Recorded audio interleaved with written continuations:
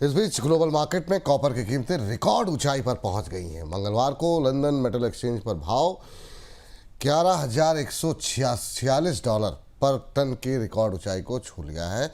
दुनिया भर में खदानों से कॉपर की सप्लाई सीमित है। साथ में चीन और अमेरिका के बीच डील के बाद चीन में मांग बढ़ने की संभावना है। इस वजह से कीमतों में तेजी है। दुनिया भर में चीन कॉपर का सबसे बड़ा कंज्यूमर है। सर, कॉपर की कीमतों में आप तेजी की क्या बड़ी वजहें देख रहे हैं? देखिए, अगर आप नियमित रूप से बोनस पॉइंट और अर्थम देखते हैं तो हम आपको पहले ही एक अर्थम में विस्तार से 2 हफ्ते पहले बता चुके थे कि कॉपर की कीमतों में ये बढ़ोतरी जारी रहेगी। उसकी क्या प्रमुख बड़ी वजहें हैं ये भी हम बता चुके थे। तो हम विस्तार से चाहेंगे कि उस अर्थम को आप दोबारा देखें ताकि आप समझ सकें। कॉपर बहुत ज़रूरी, बहुत इंपॉर्टेंट मेटल है, फंडामेंटल मेटल है ग्रोथ के लिए, इलेक्ट्रिसिटी के लिए, बाकी चीज़ों के लिए। इसके बिना आप औद्योगिक प्रगति की या औद्योगिक निवेश की उम्मीद नहीं कर सकते। तो विस्तार से हमने उसमें कॉपर के पूरे स्ट्रक्चर को बताया। लेकिन तात्कालिक तौर पर जो आज की तेजी आई उसके पीछे 2-3 बड़े बड़े ट्रिगर हैं। वो ट्रिगर उसी परिस्थिति से निकल कर आते हैं। एक तो जो चिली की कोडेल्को माइन है कॉपर की, उसमें बड़ा डिसरप्शन आया है, उत्पादन में बड़ी गिरावट आई है। इंडोनेशिया की ग्रासबर्ग माइन में कुछ महीने पहले एक बड़ा भूस्खलन हुआ था, पानी भर गया था उसके अंदर और वहां पर अभी रिकवरी शुरू नहीं हो पाई है।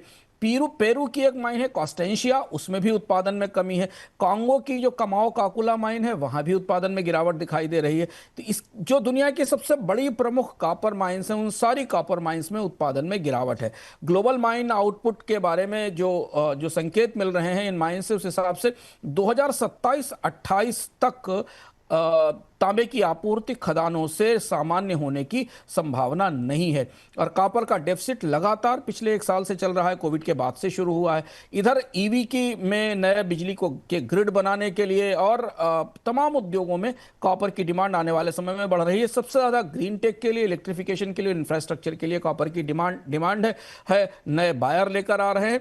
भारत सबसे ज़्यादा उलझन में है। भारत में कॉपर की डिमांड करीब 9 से 10% बढ़ी है, इसलिए कॉपर की कीमतें बढ़ी हैं। और जैसे जैसे कॉपर महंगी होती है आपको एकदम कई सारे उद्योगों में कीमतें बढ़ती दिखाई देती, चाहे वो आपके घर में आने वाला बिजली का वायर हो, चाहे आप कार खरीदने जा रहे हो या कंस्ट्रक्शन इंडस्ट्री, इंफ्रास्ट्रक्चर इंडस्ट्री में।